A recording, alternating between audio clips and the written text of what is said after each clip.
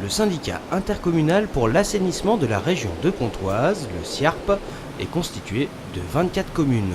Son périmètre s'étend tout le long de la Viosne.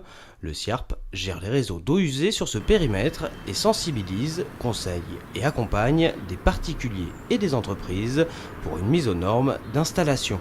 À force de chercher dans la terrasse, j'ai trouvé un regard.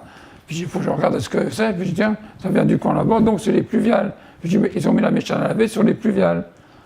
Je dis, est-ce qu'ils ont eu l'autorisation? Et comme il y a eu la réunion du SIARP, on y a été, on nous a fait voir sur le plan qu'on n'était pas raccordé comme il faut. On a été d'accord pour les travaux. Moi, j'ai déplacé pour ma machine à laver, c'est moi qui ai fait les installations presque à la porte d'abord. Et eux, ils ont raccordé après sur la sortie, sur le regard qu'ils ont mis dans le garage. Moi, j'ai connu la Seine, on se mettait dans sa dos, on voyait pour ses pieds, tandis que maintenant, elle est claire. La Seine est beaucoup plus propre. L'idée au SIARP, en fait, c'est d'accompagner ces personnes pour qu'ils puissent se mettre en conformité. En fait, le SIARP a initié il y a quelques années des campagnes de recherche des inversions de branchement qui proviennent justement des activités industrielles et également domestiques, à savoir les bâtiments, les logements individuels. Et on a repéré en fait des inversions de branchement. On a des inversions de branchement sur le secteur, à savoir les toilettes raccordées sur le réseau d'eau pluviale et qui arrivent directement dans les cours d'eau.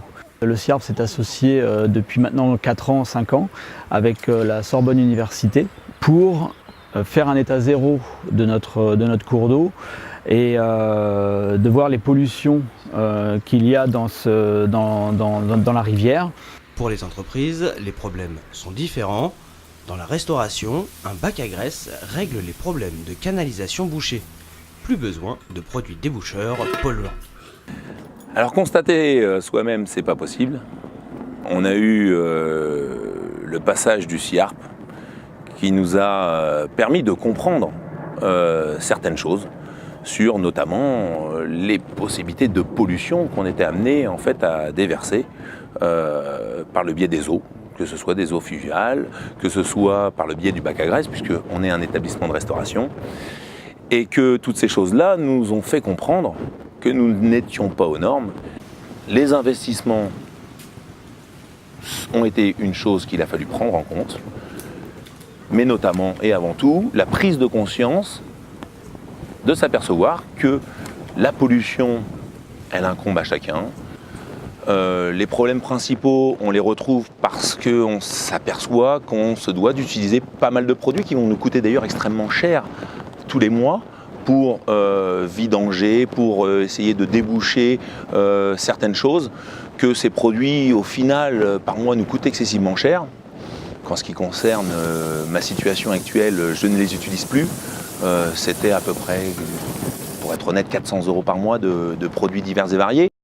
Nous avons un bac à graisse automatique qui n'a pas demandé d'installation de gros bacs qu'il y a à vidanger. Non, ce bac à graisse en fait nous permet de faire le tri par lui-même. C'est une petite machine, elle paraît toute minuscule par rapport au nombre de couverts que nous effectuons, mais cette machine nous rend bien service, puisque mis à part les petites interventions que chaque jour nous effectuons, qui durent l'espace de 5 minutes, de l'autre côté on a de l'eau propre, et d'un côté on n'a pas de canalisations qui sont bouchées. Que vous dire de plus ? Le SIARP a conclu des partenariats stratégiques pour prendre les devants sur ces enjeux environnementaux. Dans le cadre de ces activités diverses, le SIARP innove.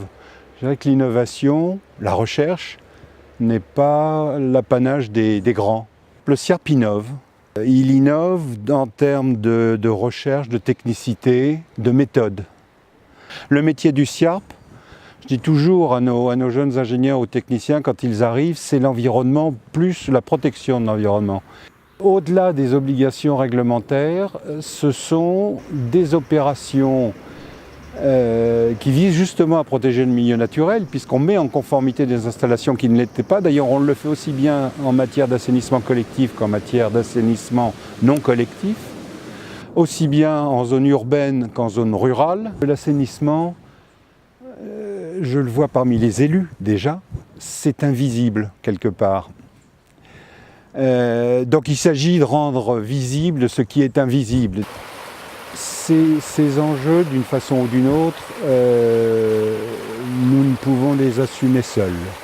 Nous le faisons en concours, toujours en partenariat avec l'Agence de l'eau, et puis aussi en partenariat avec Sorbonne Ouest, avec l'université, qui effectue les prélèvements pour savoir où nous en sommes dans le cadre de ces opérations groupées sur les rejets dans le milieu naturel. C'est un partenariat que l'on a lancé il y a plusieurs années maintenant. Nous mettons notre terrain à la disposition de l'université, des chercheurs et de leurs étudiants, et ils nous apportent, outre leurs connaissances, leur laboratoire, leurs possibilités, leur potentiel d'analyse de l'eau. Ils viennent faire des prélèvements. On voit très bien, de toute façon, dans l'eau, assez rapidement, l'eau étant translucide, effectivement, les déchets, donc on l'observe, cette pollution, très clairement, et ensuite, ça se manifeste plus globalement par effectivement une baisse de la biodiversité, de la disparition de certaines espèces, voilà, on peut avoir des rivières où il n'y a plus de poissons.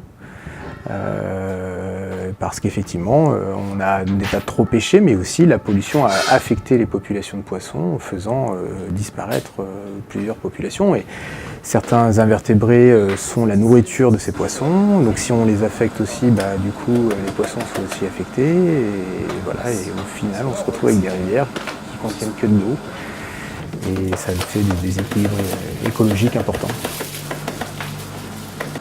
Les mouches, elles sont tout ce qu'il y a de plus vivantes. On est a priori pionniers sur ces méthodes-là, sur vraiment ce qu'on appelle le diagnostic amont, hein, c'est le terme employé par la réglementation, donc c'est d'aller voir dans les réseaux. Je regarde différents paramètres sur ma mouche, donc notamment le taux de mortalité, évidemment, le temps de développement aussi qu'elle va mettre, puisque c'est des choses qu'on contrôle ici au laboratoire. On va regarder s'il y a des anomalies de formation, puisque souvent ça peut arriver au niveau de leur abdomen ou des ailes, on peut avoir des malformations suite à des expositions même à l'état larvaire. Et on regarde également le sexe ratio, puisque même s'il y a un contrôle génétique du sexe ratio, il peut y avoir un balancement parfois en faveur d'un sexe ou d'un autre. Et donc le partenariat, on mélange vraiment les professionnels et les universitaires. Donc on a vraiment une vue globale, on a les deux avis. Donc ceux qui ont besoin de quelque chose d'effectif maintenant, ceux qui recherchent, donc ça peut faire aussi avancer les choses plus rapidement. Le changement climatique est une nouvelle donne à prendre en compte dans ce travail de sensibilisation pour préserver la biodiversité. Aujourd'hui, ce qu'il faut avoir en tête, c'est que le changement climatique est une réalité et que dans les 100 prochaines années, on s'attend à ce que la précipitation, donc les pluies, diminuent de 6 à 12%. Et que l'évapotranspiration, donc la quantité d'eau qui est évaporée dans l'atmosphère, augmente, elle, de 16 à 23%. Ces deux phénomènes combinés vont amener à une situation où les débits des rivières vont diminuer, les quantités d'eau dans les nappes vont diminuer, et donc cette diminution du débit va réduire le phénomène de dilution, et donc mécaniquement augmenter la concentration des pollutions qui seront rejetées.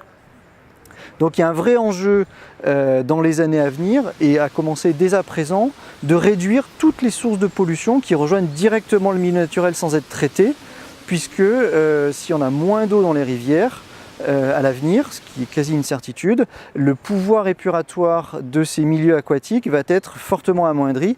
Et si on apporte toujours autant de pollution, eh bien on va dégrader davantage la qualité de ces milieux naturels remarquables.